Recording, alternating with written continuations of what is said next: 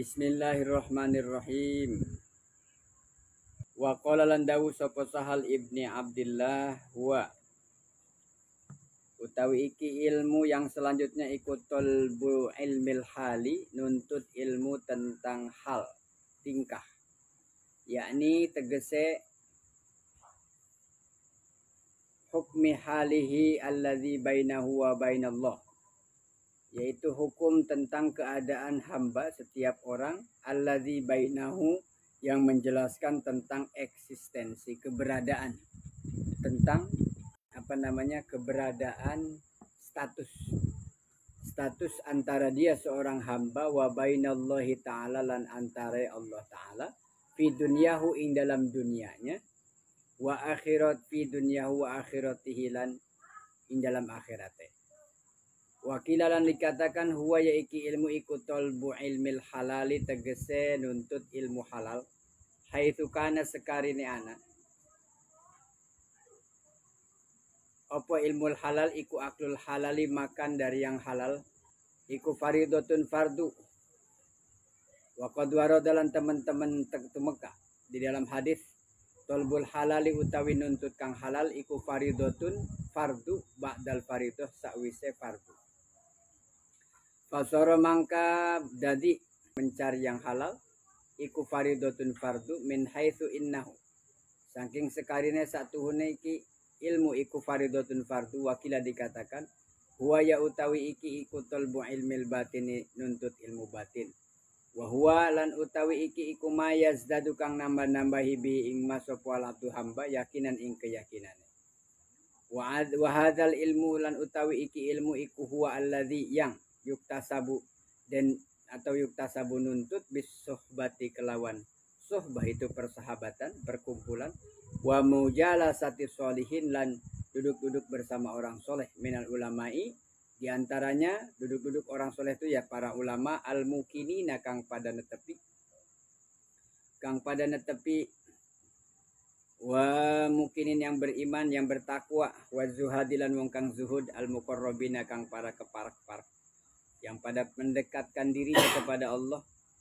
Alladzina kang mereka itu ja'alahum dadi akan ing alladzina sapa Allah taala Gusti Allah taala min junudihi di antara tentara-tentaranya Allah, yasuqut talibina ilaihim wa yaqiyahum, dan memberikan kekuatan kepada mereka bitorikihim kelawan dalan-dalannya mereka para solihin tadi. Wa yarshuduhum lan nuduhakan Allah ing alladzina kepada mereka bihim fahum warasu ilmin nabi, ya mereka itu termasuk daripada pewaris ilmunya Nabi alaihi salam, moga tetap ing atas kanjeng Nabi utai keselamatan. Wa minhum dan ikut setengah saking mereka ya ta'allamu pada belajar sapa mereka alim tadi as-solihin ilmal yakin ing ilmu yakin.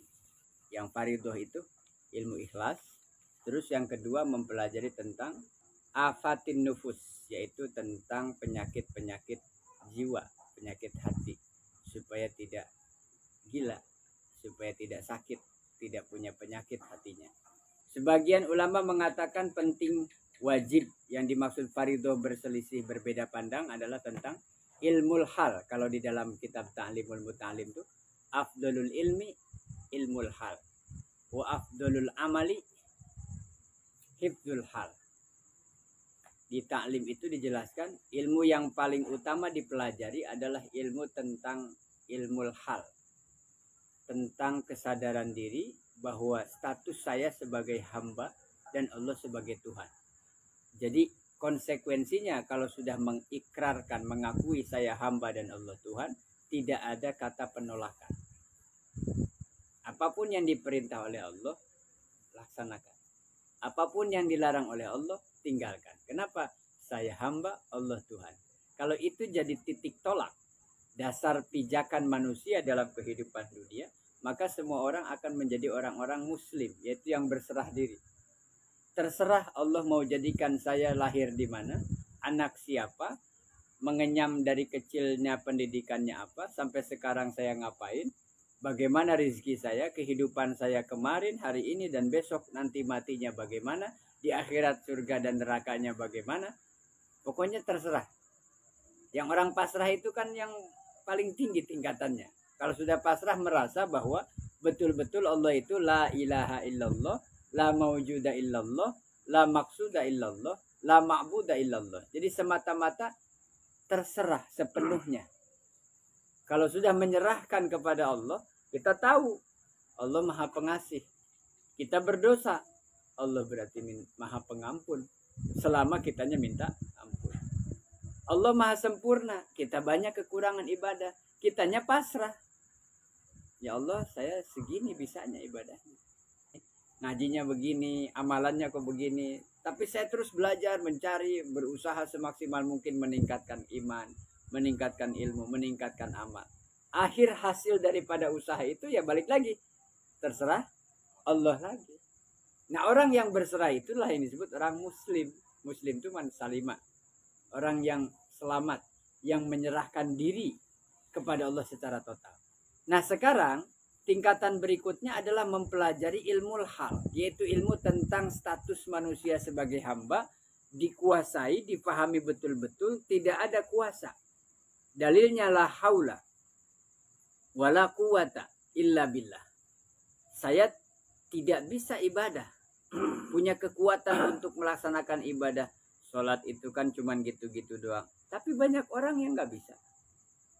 Berarti susah sholat itu, susah. Kok saya bisa? Dibisahkan oleh Allah. Ngaji itu kan gampang Pak, tinggal duduk dengerin aja. Gampang, gampang. Tapi kenapa tidak semua orang mau bergerak untuk ikut hadir ngaji di mana saja? Gak mesti di sini aja. Berat. Kenapa? Mudah padahal. Tapi ketika kita bisa melaksanakan, berarti Allah yang membuat kita bisa. Faktanya yang jauh-jauh di sana, kalau ada pertunjukan apa saja yang dia sukai, dia senangi. Misalnya konser, musik, bertiket. Ya enggak cukup bekal 10.000, 20.000. Bertiket harus dengan ini itu aksesoris segala macam, bisa hadir. Kenapa? Tergerak untuk melakukan, untuk bisa hadir itu kenapa? Tapi untuk hal ibadah kenapa berat? Maka ketika kita dimudahkan dalam ibadah, di situ rasa syukur yang tiada terhingga. Ya berarti sampai pada pilihan hakikat fitrah manusia. Tentang eksistensi keberadaan manusia sebagai hamba, berarti ini butuh kesadaran tingkat tinggi. Harus sadar betul bahwa kita ini dikendalikan, bahwa kita ini dikuasai oleh Allah alladzi biyadihil mulku. Allah tidak hanya menguasai saya, tetapi Allah juga menguasai alam semesta. Allah juga menguasai bumi yang kita duduki, yang kita pijak. Allah juga menguasai istri saya yang saya kendalikan ketika dalam kehidupan sehari-hari. Allah juga mengendalikan hati para jamaah. Allah juga mengendalikan hati orang sebumi. Allah mengendalikan langit, angin, bumi, air, api, dan ada yang ada di alam semesta. Nah kita ini apa tuh kalau begitu? Nah kalau sudah begitu berarti merasa kecil banget. Dia lama-lama merasa tidak ada. Saya kuat Pak, adu sama banteng kekuatannya. Saya lari cepat Pak, adu sama yang tercepat hewan. Saya bisa terbang pakai pesawat, coba jangan pakai pesawat, pakai alat. Apa yang lain terserah. Mau pakai bambu, mau pakai kayu, coba naik ke bukit lalu terjun ke bawah. Lalu kepakan tuh kedua tangan sayapnya seperti burung. Nggak bisa Pak. Adu sama ini, adu sama itu, adu sabar. Pengennya cepet, lari aja. Padahal ada semut yang bisanya merayap. Sekalinya dia pengen jalan-jalan jauh harus numpang di peci, numpang di motor, numpang di pelek. Kalau selamat. Apa tuh kita tuh punyanya apa? Bisanya apa? Adu apa lagi? Adu ilmu, adu kekuatan, adu kecepatan, adu ketangkasan, adu keberanian, adu buas, kalah semua. Allah berikan satu organ yang disebut otak, yang difungsikan melalui akal. Lalu dari situ dia bisa berpikir, bisa memilih mana yang baik, mana yang tidak, mana yang buruk, mana yang baik, mana yang salah, mana yang benar. Lalu masuk kebenaran itu ke dalam hatinya, sumbernya dari iman tadi. Nah itu eksistensi tentang keberadaan saya. Kalau sudah sadar tentang eksistensinya dia sebagai manusia, maka harus sadar betul bahwa manusia itu ada awal dan ada akhir. Ada lahir dan ada mati. Pertanyaannya setelah mati manusia tidak seperti hewan, setelah mati ya selesai jadi bangkai. Lalu tidak ada mereka dibangkitkan, ditanya, dihisab tentang amalnya. Tapi manusia dari sejak masuk alam kubur sudah mulai masuk dalam kehidupan yang sebenarnya. Ada pertanyaan munkar dan nakir. Ada nikmat atau adab kubur. Nanti dibangkitkan di mahsyar sebagian merah, hitam mukanya, sebagian putih bersinar, sebagian digiring ke surga, sebagian ke neraka. Nah, ini manusia. Saya sadar betul, sampai nanti di akhirat saya nggak tahu kemana diarahkan, di mana saya akan duduk diam dan di sana bersifat abadi. Yang di neraka selamanya di neraka, yang di surga selamanya di surga. Saya mah pasrah aja. Kalau pasrah berarti ya nurut.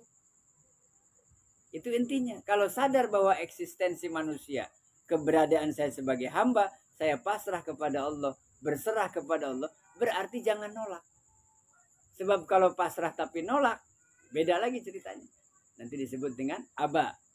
Man aba. Siapa yang membangkang, yang menolak. Nah, karena itu ilmu hal adalah ilmu yang mempelajari tentang hukum-hukum keberadaan manusia, memperbaiki hubungannya antara dia dengan Allah Subhanahu wa taala, baik di dunianya maupun nanti di akhiratnya. Baik hubungan sama Allah di dunianya, tidak bisa sembunyi daripada kemarin tuh. Amalannya mungkin banyak, tetapi kita nggak tahu ikhlasnya yang mana. Dan ranah itu ranahnya Allah. Yang kita wajib laksanakan saja, amalkan saja. Lalu kemudian bagaimana Allah nanti menghitung kedekatan kita jaraknya dengan Allah di dunia, kedekatan dengan Allah di akhirat. Karena surga ada tingkatan. Di dunia juga derajat ada tingkatan. Disebutlah status sosial. Ada yang hormat, ada yang dihormati. Ada yang harus saling menghormati dengan cara-cara yang berbeda-beda. Maka itu hubungan yang perlu diperbaiki di dunia dengan Allah, juga di akhiratnya nanti. Ada yang menyebutkan para ulama sebagian, bahwa inti daripada eksistensi manusia sebagai hamba Allah Subhanahu wa taala adalah dia mengikuti aturan yang Allah sudah tentukan. Salah satunya adalah aklul halali faridotun. Allah perintahkan manusia untuk makan makanan dari yang halal. Setelah halal, nanti ada kemudian kriteria. Halal itu dari termasuknya apanya aja. Sumbernya, caranya, dan seterusnya. Tidak hanya halal, tetapi ternyata thayyiban. Halal juga baik. Kalau sekedar halal, barangkali makanan banyak yang boleh dimakan. Halal, tapi tidak etis kalau dimakan. Tidak baik kalau dimakan. Karena ada unsur lain dalam bab fikih, nanti ada menjijikan. Ulat halal boleh dimakan, tapi menjijikan jangan. Allah bagi hewan begitu banyak Allah ciptakan, tapi ada yang boleh dimakan, ada yang tidak.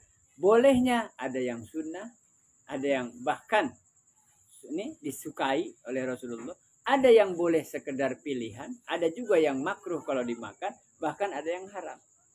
Dari hewan yang ada, dari makanan yang Allah ciptakan yang sekian banyak macam rupa warna, itu mengandung hukum yang berbeda-beda. Dan setiap hukum pasti ada unsur ilat, penyebab. Kenapa ini haram? Kenapa ini boleh, ini tidak? Padahal pada asal penciptaan, setiap segala sesuatu termasuk makanan adalah boleh-boleh saja. Nah, nanti ada sebab kenapa jadi tidak boleh. Kenapa boleh tapi makruh. Kenapa haram. Kenapa dilarang. Kenapa dianjurkan. Kenapa diwajibkan dan seterusnya. Maka menjadi wajib hukumnya mencari makanan dari yang halal, caranya halal, dan cara makannya sampai seterusnya. Semuanya halalat. Fasara ilmuhu faridoh min haitsu innahu faridoh.